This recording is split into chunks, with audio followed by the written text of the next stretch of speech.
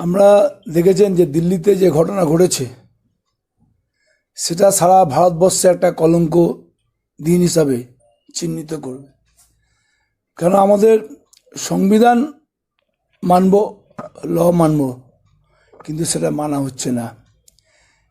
Citizen amendment act বলুন, NRC বলুন, আসামে যে বাঙালিদের যারা সিটিজেন অ্যামেন্ডমেন্ট অ্যাক্ট বলছে তাদেরকে তাড়িয়ে দিচ্ছে, এবং প্রায় অ্যাপ্রক্সিমেটলি 13-14 লাখ। তো এটা তো ভারতবর্ষে এই জিনিস হতে পারত না। সারা পৃথিবীতে কলঙ্ক, একটা ভারতবর্ষের ইন্ডিয়ার বাইরে আমরা একটা এনআরসি নিয়ে দেখছেন সারা পৃথিবীতে জুড়ে, ইউএসএ বলুন, ব্রিটেন বলুন, সর্বত্র স্টুডেন্টরা আন্দোলন করেছে। এবং আজকে কেন্দ্রীয় মন্ত্রী বলুন এবং যারা বলছেন সরকারে আছেন, তাদের বাবা মা বা ঠাকুরদাদা তাদের নথিপত্র দিতে পারবে না, বার্থ সার্টিফিকেট দিতে পারবে না, ভোটার কার্ড। তো আজকে 50-60 বছর আগে তো হোম ডেলিভারি হতো, বাড়িতে জন্ম হয়, তো ঘরে যখন জন্মেছে নর্মাল প্রসেসে, তো তো তো তখন এখন তো সব সিজার বেবি ওপেন হয়ে যাচ্ছে। তো তখন আগে মানে তখন সত্যি কথা বলতে কি আমাদের এই হাইব্রিড প্রোডাক্ট, কেমিক্যাল হাইব্রিড প্রোডাক্টে অনেক হেলথের দিক দিয়ে অনেক ক্ষতিকারক। তখন ন্যাচারাল ফুড আমরা খেয়েছি, মানে বাবা ঠাকুরদাদার আমলে। তো তারা দেখবেন তারা তাদের লংজিভিটি বাড়ত, তারা ন্যাচারাল, তাদের স্ট্রেংথ বেশি, তাদের মানসিকতা বলুন। কিন্তু আজকে যে ঘটনা ঘটছে, আমি মনে করি যে দিল্লির যা ঘটনা ঘটেছে এটা একটা ইতিহাস হয়ে গেছে। ব্রিটিশ সাম্রাজ্যবাদের বিরুদ্ধে যে লড়াই হয়েছিল আমাদের, হিন্দু মুসলিম শিখ ইসাই, মহাত্মা গান্ধী, নেতাজি সুভাষচন্দ্র, মৌলানা আবুল কালাম আজাদ নেতৃত্বে, যে করেঙ্গি নেই তো মরেঙ্গি। আজকে ভারতবর্ষে যারা এসছে শাসনে, কেন্দ্রীয় সরকারে, তো মানুষের খাওয়া পড়া পাচ্ছে না। আপনার ইয়েস ব্যাংক শেষ হয়ে গেছে, এসবিআই ব্যাংক শুনছি শেষ হয়ে যাবে, আরবিআই ব্যাংকে লোন নিয়েছে, বিলগ্নীকরণে আপনার বিএসএনএল উঠিয়ে দিয়েছে, ভিআরএস প্রায় 1 লক্ষ বিআরএস হয়ে গেছে। আচ্ছা, তারপরে এয়ার ইন্ডিয়া তুলে দিচ্ছে, প্রায় 6টা সংস্থা, রেলকেও তো, এবং রেলকে প্রাইভেটাইজ করে দিচ্ছে 30 না 40%। তো আজকে ভারতবর্ষে যে রেভিনিউ দিত রেল, আজকে সেটা প্রাইভেটাইজ যদি হয়ে যায়, এটা তাহলে আমাদের তো ভারত দেশের অর্থনীতি, যেমন জিডিপি যখন মনমোহন সিং ছিল তখন আমাদের জিডিপি গ্রোথ ছিল 10.8%।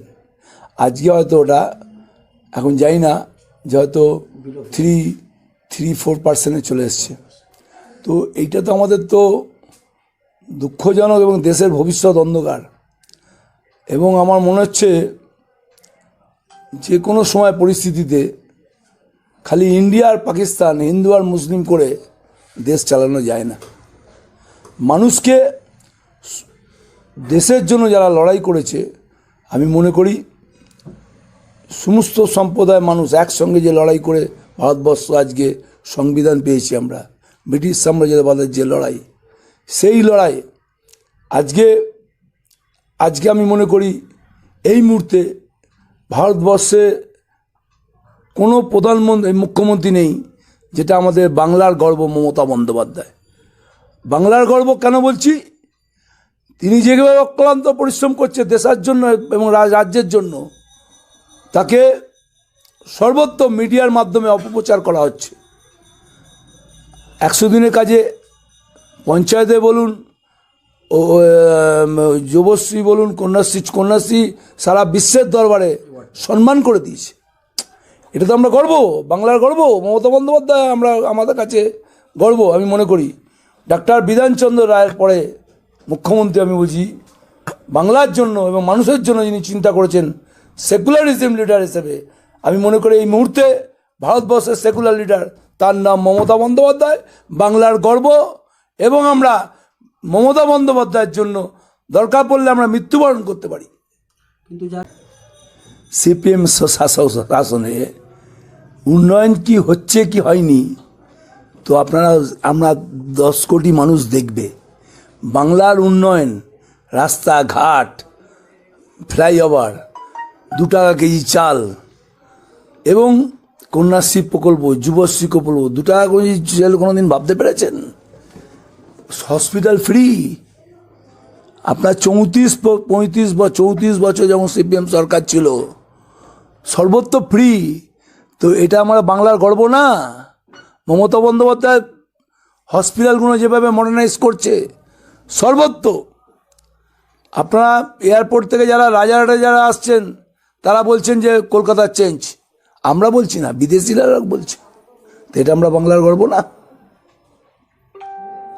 আর আমি মনে করি মমতা বন্দ্যোপাধ্যায় যে কাজটা করবে, 2,03,000 কোটি টাকা দেনার দায় নিয়ে 2011 20 মে যখন শপথ করেছিল, আজ পর্যন্ত যেভাবে ডেভেলপমেন্ট করেছে, যে যাই অপপ্রচার হোক মিডিয়ার মাধ্যমে, আমি মনে করি যা কাজ হয়েছে 34 বছরে সিপিএম যারা করতে পারিনি।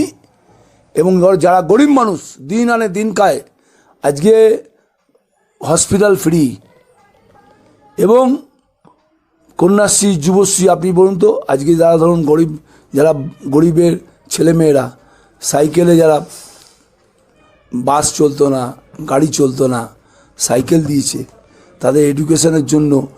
WBCS যারা পরীক্ষা আগে 2% 3% ছিল, হ্যাঁ, মাইনরিটির জন্য, এবং এখন তাদেরকে প্রায় 25% হয়েছে WBCS পরীক্ষা। তো এটা আমাদের গর্ব না? আমাদের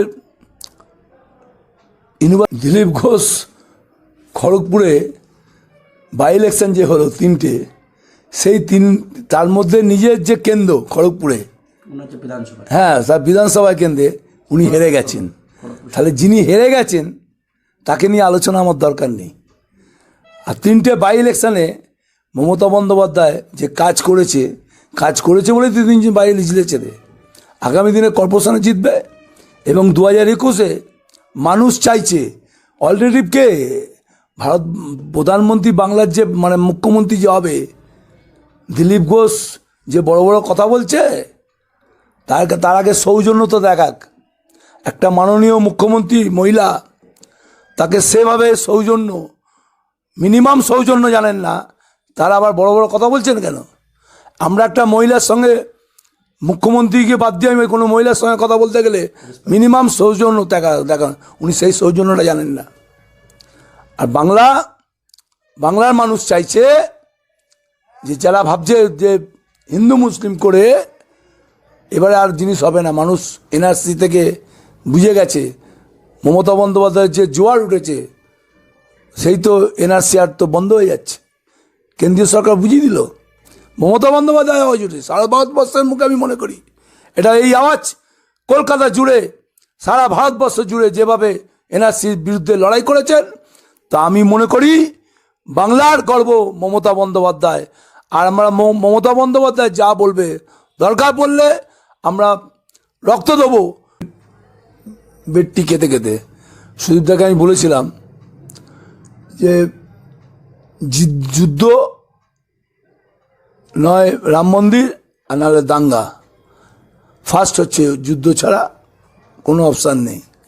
আমি বলেছিলাম ফার্স্ট অপশান হচ্ছে যুদ্ধ। এবং আপনারা দেখেছেন পাকিস্তানের সঙ্গে যে যুদ্ধ হয়েছিল, সেই যুদ্ধ করে হিন্দু মুসলিম করে আজকে ভোট পেয়েছে। আমি মনে করি এটা দুর্ভাগ্যজনক। আমরা দেশের জন্য যখন ব্রিটিশ সাম্রাজ্যের যখন লড়াই হয়েছিল, তখন আমাদের সমস্ত সম্প্রদায় সারে যে আসছে হিন্দুস্তান হামারা যে জোয়ার, সেই জোয়ার একমাত্র আমরা দেখেছি 34 বছরে আমরা পাইনি। তাই বাংলার গর্ব হচ্ছে মমতা বন্দ্যোপাধ্যায়, উন্নয়নের জোয়ার হচ্ছে মমতা বন্দ্যোপাধ্যায় গর্ব। আর মানুষকে সঙ্গে নিয়ে একসঙ্গে যে চলার যে ডাক, সমস্ত সম্প্রদায় একসঙ্গে চলার যে ডাক, সেটা একমাত্র মমতা বন্দ্যোপাধ্যায় পারে, আর কোনো মুখ্যমন্ত্রী পারে না। এটাই হচ্ছে আমাদের বাংলার গর্ব, মমতা বন্দ্যোপাধ্যায় গর্ব। এবং যেভাবে হসপিটাল থেকে কন্যাশ্রী প্রকল্প, যুবশ্রী প্রকল্প, খাদ্যসাথী প্রকল্পতে সর্বত্র, এই কিছুদিন আগে যারা যারা মানে লেবার ডিপার্টমেন্ট থেকে তারা 1,000 টাকা করে পাচ্ছে, মিনিমাম ওয়েজেস পেত না। আজকে মিনিমাম ওয়েজেস তাদের প্রায় 8,000 টাকার কাছাকাছি হচ্ছে। দিদি করেছে শ্রমিকদের ভাবনা করা, চিন্তা করে শ্রমিকদের স্বার্থে। এবং এমন ডানলপ এবং যেসব তারা 10,000 টাকা করে, তারা কোম্পানি বন্ধ হয়ে গেছে, 10,000 টাকা করে দিচ্ছে, ভাতা দিচ্ছে। তো এটা বাংলার গর্ব না? বাংলার গর্ব না? চিফ মিনিস্টারের গর্ব না? আমাদের মুখ্যমন্ত্রী, আমি মনে করি দলের মুখ্যমন্ত্রী নাই, উনি বাংলার 10 কোটি মানুষের অভিভাবক, এবং 10 কোটি মানুষের আমি মনে করি বাংলার গর্ব। যে যাই বলুক না কেন, যেভাবে উন্নয়ন করছে এবং অক্লান্ত পরিশ্রম করে সারা বাংলা জুড়ে যেভাবে, এবং আপনারা দেখেছেন যে কিছু কিছু জায়গা উনি নিজে যতটা পেরেছেন সর্বত্র চেঞ্জ করছেন এবং পরিবর্তন। হয়তো ভুল ত্রুটি হয়তো ছিল, হিন্দু মুসলিম করে হয়তো আমাদের 18টা সিট হারিয়েছি, কিন্তু এটাও জেনে রাখুন আজকে 3টে বাই ইলেকশানে, এবং মানুষ আবার পরিবর্তন চাইছে যে না, মমতা বন্দ্যোপাধ্যায় তাকে সঠিক মুখ্যমন্ত্রী হিসাবে, যদি যদি বলেন যে 10 কোটি মানুষ, তা আমি বলবো 9 কোটি, 9.5 কোটি মানুষ মুখ্যমন্ত্রী মমতা বন্দ্যোপাধ্যায়কে চাইছে। এবং পৌর নির্বাচন, কর্পোরেশন থেকে এবং 2021 পর্যন্ত আমি চ্যালেঞ্জ করছি, 2021-এ 250 নিয়ে আসন জিতে আবার তৃতীয়বারের মুখ্যমন্ত্রী হবে।